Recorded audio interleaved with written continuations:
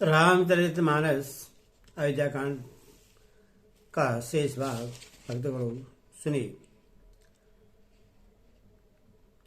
सास ने कोमल वाणी से आशीर्वाद दिया सीता जी को।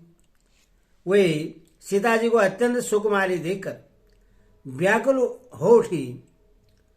रूप की राशि और पति के साथ पवित्र प्रेम करने वाली सीता जी नीचा मुख के बैठी सोच रही हैं, जीवननाथ प्राणनाथ वन को चलना चाहते हैं।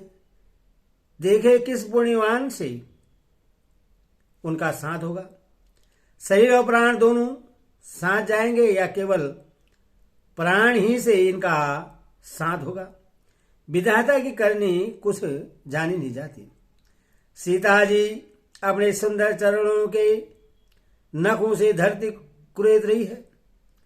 ऐसा करते समय निपुणों का जो मधुर शब्द हो रहा है, कवि उसका इस प्रकार वर्णन करते हैं कि मानो प्रेम के बस होकर न्यूपुर विनती कर रहे हैं कि सीता जी के चरण कभी हमारा त्याग न करें।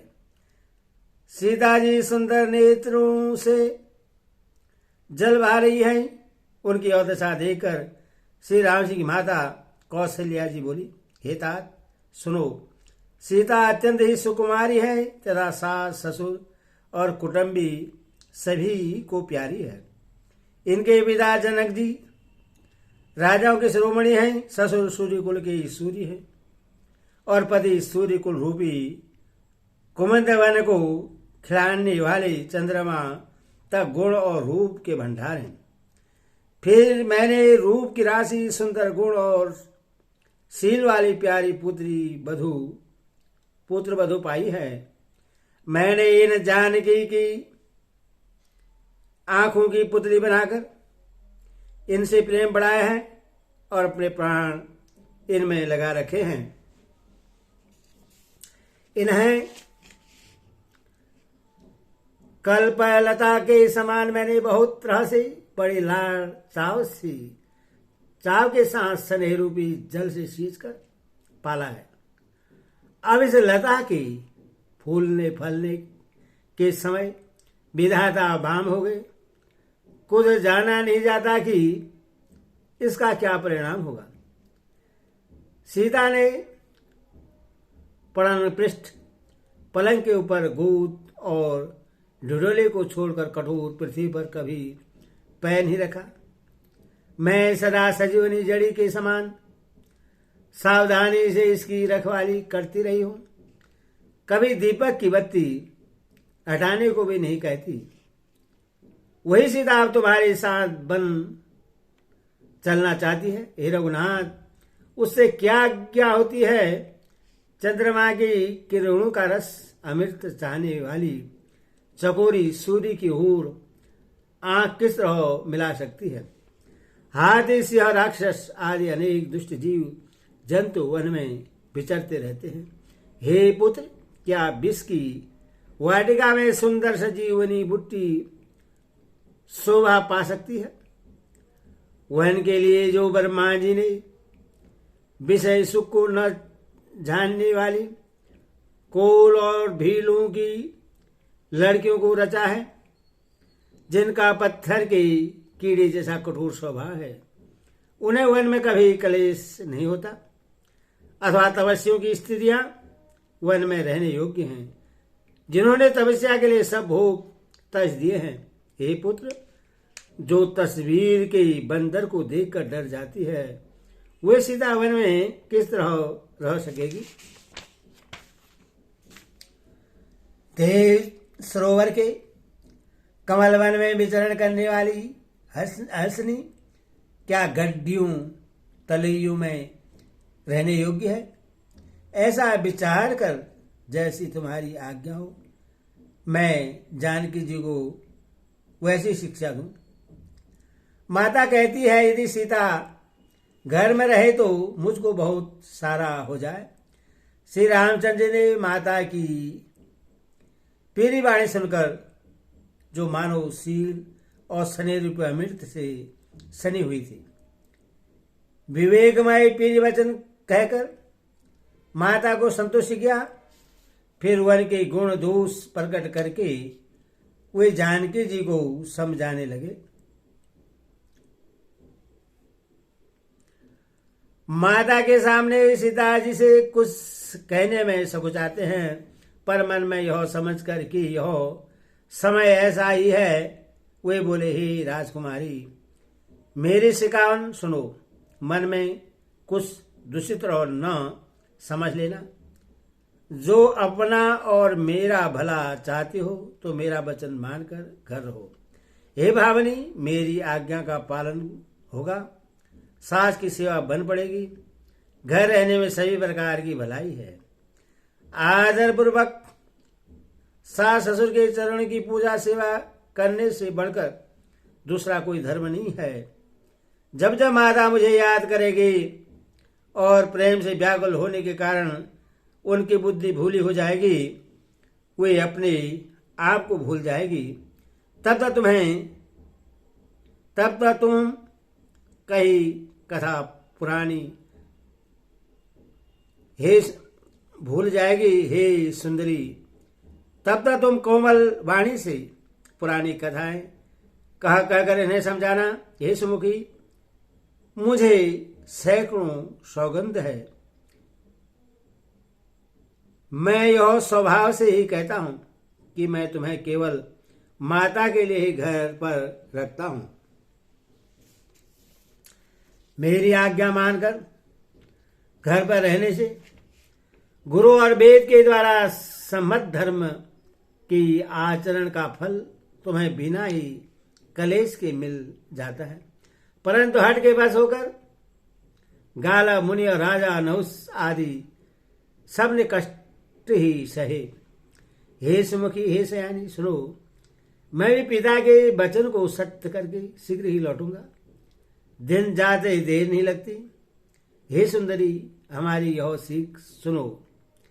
हे मामा, यदि प्रेम बस हट करोगे तो तुम परिणाम में दुखी पाओगी।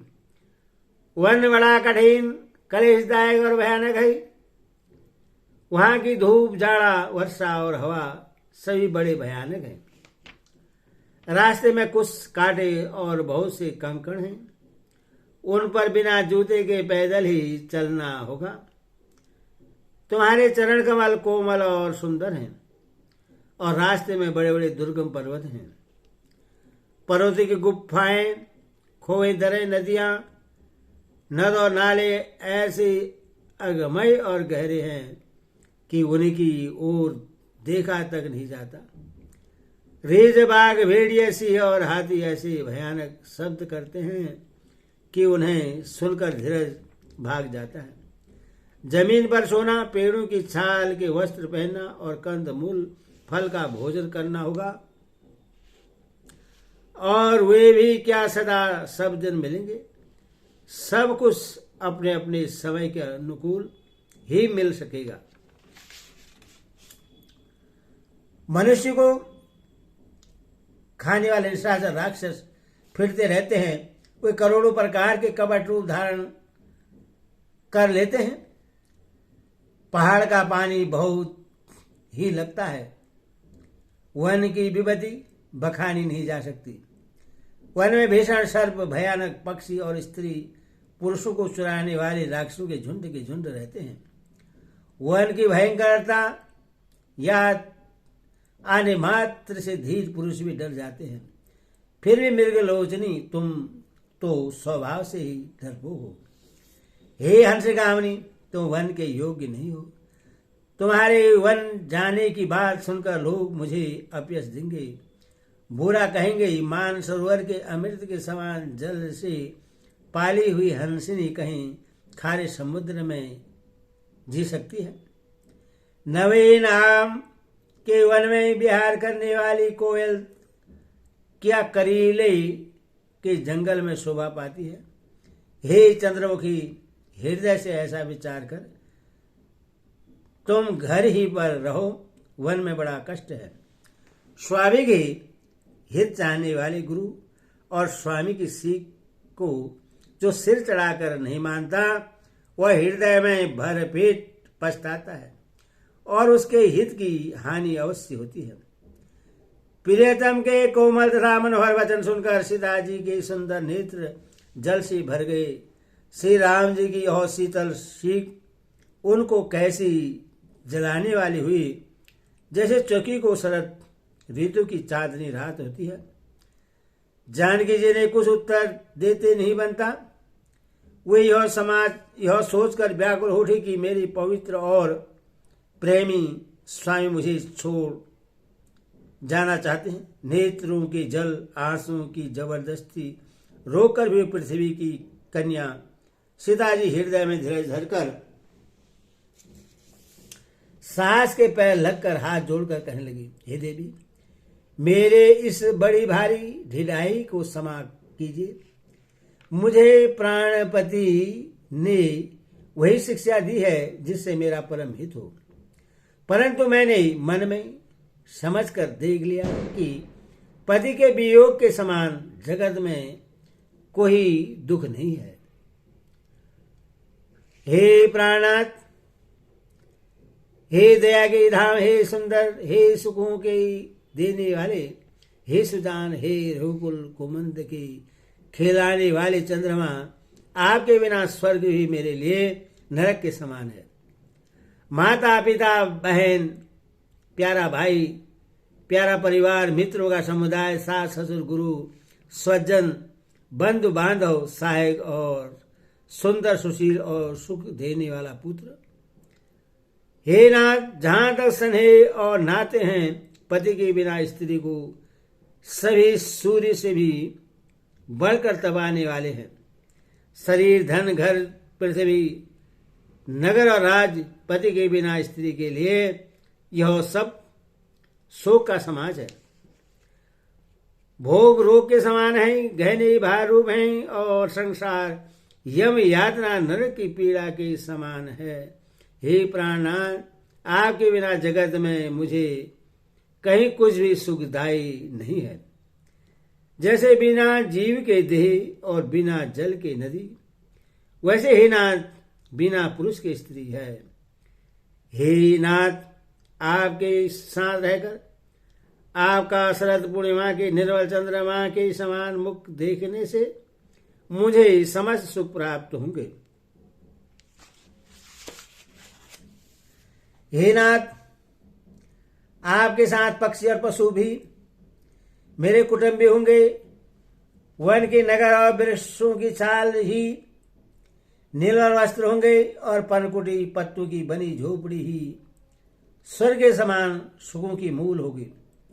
उदार हृदय के वन देवी और वन देवता ही सास ससुर के समान मेरी सार संभाल करेंगे और कुश और पत्तों की सुंदर साथी बिछौना ही प्रभु के साथ कामदेव की मनोहर तोषक के समान होगी। कंदमूल और फल ही अमृत के समान आहार होंगे और वन के पहाड़ ही अयोध्या के सैकड़ों राजमहलों के समान होंगे। क्षण क्षण में प्रभु के ही चरण कमलों को देख देख कर मैं ऐसे आनंदित रहूंगी जैसे दिन में चकवी रहती है। हे नाथ, आपने वन के बहुत से दुख और बहुत से भय, विषाद और संताप कहे, परंतु हे कृपा निधान, वे सब मिलकर भी प्रभु आपके वियोग से होने वाले दुख के लवलेश के समान भी नहीं हो सकते। ऐसा जी में जानकर हे सुजान शिरोमणि, आप मुझे साथ ले लीजिए, यहाँ न छोड़िए। हे स्वामी, मैं अधिक क्या विनती करूं। आप करुणामय हैं और सबके हृदय के अंदर की जानने वाले हैं। हे दीनबंधु, हे सुंदर, हे सुख देने वाले, हे शील और प्रेम के भंडार, यदि अवधि 14 वर्ष तक मुझे अयोध्या में रखते हैं तो जान लीजिए कि मेरे प्राण नहीं रहेंगे। क्षण क्षण में आपके चरण कमलों को देखते रहने से मुझे मार्ग चलने में थकावट न होगी। हे प्रियतम, मैं सही प्रकार से आपकी सेवा करूंगी और मार्ग चलने से होने वाली सारी थकावट को दूर कर दूंगी। आपके पैर धोकर पेड़ों की छाया में बैठकर मन में प्रश्न होकर हवा करूंगी, पंखा झलूंगी। पसीने की बूंदों सही श्याम शरीर को देखकर प्राणपति के दर्शन करते हुए दुख के लिए मुझे अवकाश ही कहाँ रहेगा। समतल भूमि पर घास और पेड़ के पत्ते बिछाकर यह दासी रात भर आपके चरण दबाएगी। बार बार आपकी कोमल मूर्ति को देखकर मुझको गर्म हवा भी न लगेगी। प्रभु के साथ रहते मेरी ओर आंख उठाकर देखने वाला कौन है, अर्थात कोई नहीं देख सकता। जैसे सिंह की स्त्री सिंहनी को खरगोश और शियार नहीं देख सकते, मैं सुकुमारी हूं और हे नाथ वन के योग्य हैं और नाथ वन के योग्य हैं। आपको तो तपस्या उचित है और मुझको विषय भोग। ऐसे कठोर वचन सुनकर भी जब मेरा हृदय न फटा तो हे प्रभु मालूम होता है ये पामर प्राण आपके वियोग का भीषण दुख सहेंगे। ऐसा कहकर सीता जी बहुत ही व्याकुल हो गए। वे वचन के वियोग को भी न संभाल सके, अर्थात शरीर से वियोग की बात तो अलग रही, वचन से भी वियोग की बात सुनकर वे अत्यंत विकल हो गई। उनकी यह दशा देखकर श्री रघुनाथ जी ने अपने जी में जान लिया कि हठ पूर्वक इन्हें यहाँ रखने से ये प्राणों को न रखेगी। तब कृपालु सूर्य कुल के स्वामी श्री रामचंद्र जी ने कहा कि सोच छोड़कर मेरे साथ वन को चलो। आज विषाद करने का अवसर नहीं है, तुरंत वन की तैयारी करो। श्री रामचंद्र जी ने प्रिय वचन कहकर प्रियतमा सीता जी को समझाया। फिर माता के पैरों लगकर आशीर्वाद प्राप्त किया। माता ने कहा, बेटा जल्दी लौटकर प्रजा के दुख को मिटाना और यह निष्ठुर माता तुम्हें भूल न जाए। हे विधाता, क्या मेरी दशा भी फिर पलटेगी? क्या अपने नेत्रों से मैं इस मनोहर जोड़ी को फिर देख पाऊंगी? हे पुत्र, वह सुंदर दिन और शुभ घड़ी कब होगी जब तुम्हारी जननी जीते जी तुम्हारा चांद सा मुखड़ा फिर देखेगी? हे तात, वत्स कहकर, लाल कहकर, रघुवती कहकर, रघुवर कहकर मैं फिर कब तुम्हें बुलाकर हृदय से लगाऊंगी और हर्षित होकर तुम्हारे अंगों को देखूंगी। यह देखकर कि माता स्नेह के मारे अधीर हो गई है और इतनी अधिक व्याकुल है कि मुंह से वचन नहीं निकलता, श्री राम जी ने अनेक प्रकार से उन्हें समझाया। वह समय और स्नेह वर्णन नहीं किया जा सकता। तब जानकी जी सास के पांव लगी और बोली, हे माता सुनिए, मैं बड़ी ही अभागिन हूं। आपकी सेवा करने के समय देव ने मुझे वनवास दे दिया, मेरा मनोरथ सफल न किया। बोले सियावर रामचंद्र की जय, बोले पवन सुत हनुमान की जय, बोले कृष्ण कन्हैया लाल की जय, बोले सत्य दरबार की जय। भक्तगणों, इस चैनल को भक्ति माँ भगवती चैनल को लाइक एंड सब्सक्राइब जरूर करें। भगवान राम तुम्हारा कल्याण करेंगे।